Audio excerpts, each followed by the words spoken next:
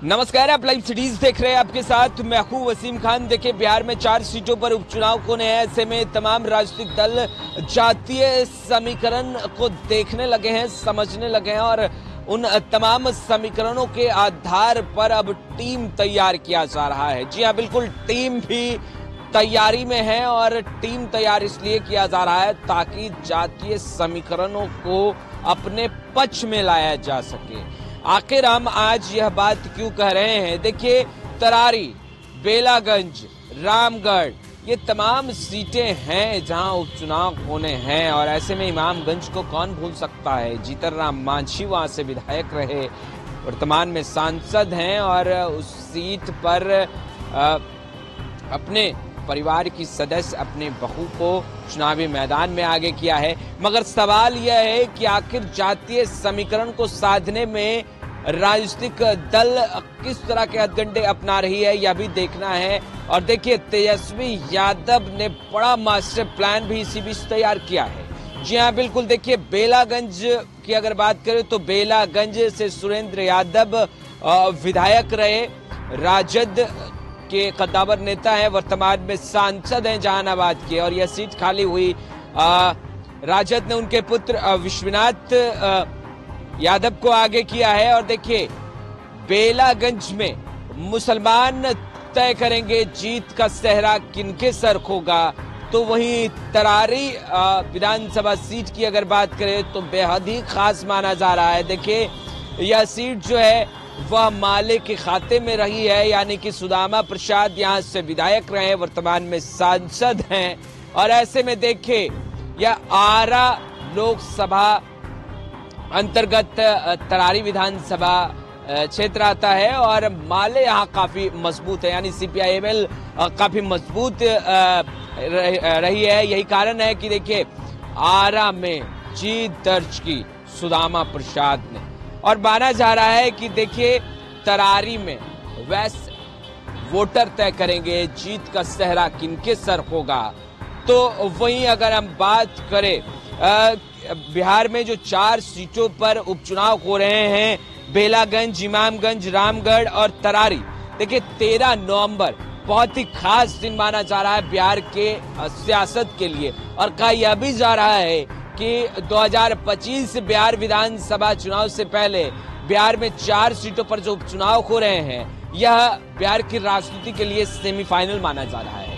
और इसमें जो जीत दर्ज करेंगे, यानी जिन राजनीतिक दल का परफॉर्मेंस बेहतर होगा, वह 2025 बिहार विधानसभा चुनाव में बेहतर से भी बेहतर कर सकते हैं, क्योंकि यह सेमीफाइनल है बिहार की राजनीति का। खैर, वो तो वक्त बताएगा। मगर देखिए, तरारी, बेलागंज, इमामगंज और रामगढ़ में 13 नवंबर को जो वोटिंग होने हैं, तैयारियां तमाम राजनीतिक दल जोरों शोरों से कर रही है। तेजस्वी यादव ने बड़ा प्लान तैयार किया है, जिसका जिक्र हमने वीडियो के शुरुआत में ही किया। देखिए, तेजस्वी यादव बेलागंज विधानसभा सीट, जहां से विश्वनाथ यादव, सुरेंद्र यादव के बड़े पुत्र, चुनावी मैदान में, और ऐसे में जीत दिलाने के लिए और वह सीट राजद जीते, उसके लिए तेजस्वी यादव ने चुनावी मैदान में लोगों के बीच विश्वनाथ यादव के साथ कदम से कदम मिलाकर चलकर विश्वनाथ यादव को जिताने के लिए जिसे भेजा है, वो अब सक्रिय होगा। और सक्रिय भी ऐसे कि मानो जीत तो दिलाना ही है, हर घर जाना है और यह कहना है कि इस बार लालटेन छाप। मगर देखिए, आखिर तेजस्वी यादव ने किसे भेजा है बेलागंज विधानसभा क्षेत्र विश्वनाथ यादव को जिताने के लिए? देखिए, तेजस्वी यादव तमाम पहलुओं पर बारीकी से नजर रख रहे हैं। और देखिए, तेजस्वी यादव ग्राउंड जीरो की हकीकत भी अब जान रहे हैं, समझ रहे हैं, परख रहे हैं, क्योंकि 2025 बिहार विधानसभा चुनाव का रन भी बेहद ही नजदीक है। उससे पहले 4 सीटों पर उपचुनाव। और देखिए, सबसे अहम बात अगर आपको बताएं तो बिहार में जिन 4 सीटों पर उपचुनाव हो रहा है, उनमें से 3 सीटें बेलागंज, रामगढ़ और तरारी, यह महागठबंधन के खाते में रही है। और जो अभी वर्तमान में खाली हुई है महागठबंधन के तरफ से ये तमाम क्षेत्र के जो विधायक हैं वो अब सांसद बन चुके हैं। यानी कि सुरेंद्र यादव बेलागंज से विधायक थे, अभी जहानाबाद से सांसद हैं। रामगढ़ से सुधाकर सिंह, जगदानंद सिंह के पुत्र, विधायक थे, अभी वर्तमान में सांसद हैं। और देखिए दूसरे तरफ हम बात करें तरारी से सुदामा प्रसाद, CPI-ML से विधायक थे, अभी वर्तमान में आरा से सांसद। अब देखिए सियासत भी गर्म है और ऐसे में तेजस्वी यादव ने क्या मास्टर प्लान तैयार किया वो भी हम बताएंगे। साथ ही साथ मुख्यमंत्री नीतीश कुमार और प्रशांत किशोर क्या कुछ नया एक्सपेरिमेंट कर रहे हैं वो भी हम आपको इस वीडियो में बताने जा रहे हैं। और कैसे तमाम राजनीतिक दल अब जातीय समीकरणों को टटोलने लगी है, देखने लगी है। जहां एक तरफ प्रशांत किशोर यह बातें कहते दिखाई दे रहे थे और प्रशांत किशोर ने इस बार जिन उम्मीदवारों को आगे किया है उसे देखने के बाद ऐसा लगता है कि प्रशांत किशोर बड़ा नया एक्सपेरिमेंट कर रहे हैं बिहार की राजनीति। देखिए प्रशांत किशोर ने उदाहरण में रुपौली उपचुनाव को बताया था और उन्होंने कई बार कहा कि देखिए जातीय समीकरण को बिल्कुल भी बिहार की राजनीति में प्राथमिकता नहीं देने की जरूरत है, क्योंकि रुपौली बाई इलेक्शन में जिस तरीके से शंकर सिंह ने जीत दर्ज की है, इससे साफ जाहिर होता है कि जातीय समीकरण और जात देखकर तो बिहार की जनता वोट करती ही नहीं है। जनता को मतलब है विकास से, जनता को मतलब है मुद्दे की बात से। खैर बेशक यह सत्य हो तो काफी अच्छा है, मगर बिहार की राजनीति है साहब, पल पल रंग बदलती है। देखिए अब हम बात कर लेते हैं कि तरारी और बेलागंज के बारे में हमने आपको बताया, मगर यह बातें आप जान लीजिए कि मोहम्मद निहालुद्दीन जो कि विधायक हैं राजद के, उन्हें प्रभारी बनाया गया, चुनावी प्रभारी बनाया गया है पार्टी की तरफ से और वह विश्वनाथ यादव को जीत दिलाने के लिए सक्रिय हो चुके हैं, यानी बेलागंज पहुंच चुके हैं। और तेजस्वी यादव के दिशा निर्देश पर देखिए मुस्लिम वोटर्स को राजद के पक्ष में वोट करें या अपील भी कर रहे हैं। देखिए हर घर जा रहे हैं, काफी सक्रिय हैं। और दूसरे तरफ देखिए हम तरारी विधानसभा सीट की बात कर लेते हैं। देखिए तरारी विधानसभा सीट पर वैस वोटर्स जिस ओर रुख करेंगे संभवतः माना यह जा रहा है और कई एक्सपर्ट की राय है कि जीत उनके ही सर होगा। खैर वह तो वक्त बताएगा, 13 नवंबर को मतदान होने हैं और ऐसे में तरारी की जनता किनके साथ खड़ी होती है। वहीं प्रशांत किशोर की पार्टी जन स्वराज ने भी चारों सीटों पर उम्मीदवार उतारे हैं। उनकी पार्टी पहली बार चुनाव लड़ रही है और ऐसे में 4 में से 3 सीट पर महागठबंधन का कब्जा भी रहा है, जिसका जिक्र हमने पहले ही कहा कि देखिए बेलागंज, रामगढ़ और तरारी यह 3 सीटें हैं जिन पर कब्जा महागठबंधन का रहा। और ऐसे में देखिए अब तेजस्वी यादव भी लगातार सक्रिय हैं और ग्राउंड जीरो का रिपोर्ट कार्ड लगातार पल पल अपडेट भी ले रहे हैं।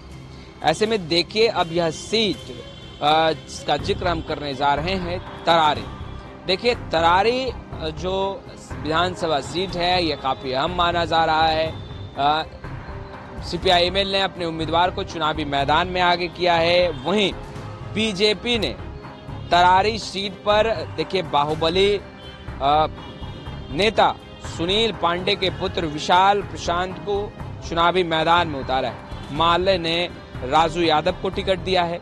ऐसे में भिड़ंत आपने सामने की है, मगर यह सीट जो है तरारी वो आरा लोकसभा अंतर्गत आता है और माना जाता है कि माले यहाँ काफी मजबूत स्थिति में है और यही कारण है कि 2024 लोकसभा चुनाव में यहाँ से सुदामा प्रसाद ने जीत दर्ज की और जीत का सेहरा उनके सर सजा और वह सांसद बन गए। यह सीट खाली हुआ, फिर राजू यादव को इस बार CPI-ML ने मौका दिया है। वहीं विशाल प्रशांत जो कि सुनील पांडे के पुत्र हैं, बाहुबली नेता सुनील पांडे के पुत्र चुनावी मैदान में हैं। ऐसे में टक्कर आमने सामने की है। जन स्वराज पार्टी बनने के बाद प्रशांत किशोर ने सबसे पहले इसी सीट पर उम्मीदवार के नाम की घोषणा की थी, लेकिन उन्हें पहला उम्मीदवार बदलना पड़ा। दरअसल जनरल एसके सिंह का नाम बिहार के वोटर लिस्ट की बजाय नोएडा के वोटर लिस्ट में था।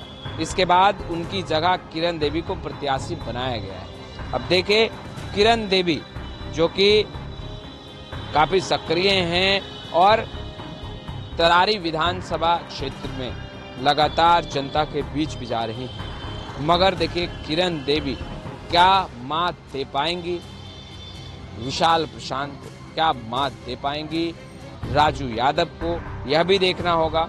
मगर देखिए प्रशांत किशोर ने एक्सपेरिमेंट किया है, एक्सपेरिमेंट भी जातीय चेन तोड़ने का, यानी कि जातीय समीकरणों को तमाम बिहार में जितनी राजनीतिक पार्टियां हैं वो चुनाव से पहले जरूर देखती है, समझती है और उसी अनुसार उम्मीदवार को चुनावी मैदान में आगे करती है। मगर प्रशांत किशोर ने नया एक्सपेरिमेंट ही किया है।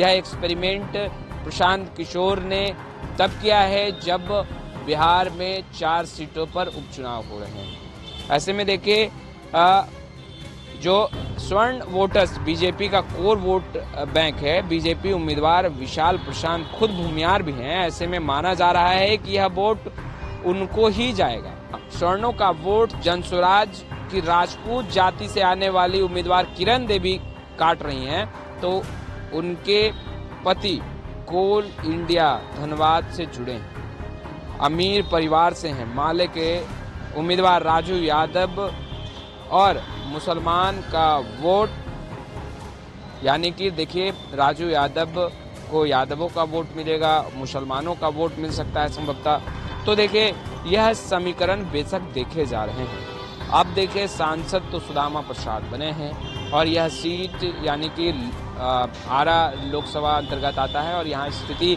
माले की काफ़ी बेहतर है। अब देखना है कि आगे क्या होता है। देखिए लगातार सियासत भी गर्म है और इसी बीच और अगर हम आपको बताएं तो इन सियासी गलियारों में चर्चाएं भी तेज हो रही हैं। अब बात कर लेते हैं इमामगंज की।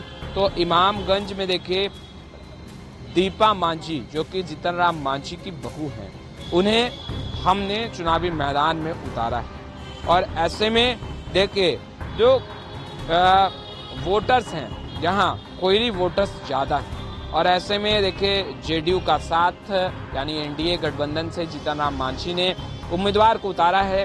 अब देखने वाली बात यह है कि कोयरी वोटर्स किस ओर जाते हैं। हालांकि Tejashwi Yadav A to Z की बात करते दिखाई दे रहे हैं। इन तमाम सीटों पर देखिए राजनीति गर्म है और राजनीतिक गलियारों में चर्चाएं भी तेज हैं। जातीय समीकरणों को देखा जा रहा है और तेजस्वी यादव ने मास्टर प्लान भी तैयार किया है। फिलहाल इस वीडियो में इतना ही। अब तक आपने हमारे चैनल को सब्सक्राइब नहीं किया है, तुरंत सब्सक्राइब कर ले। आपका बहुत बहुत शुक्रिया।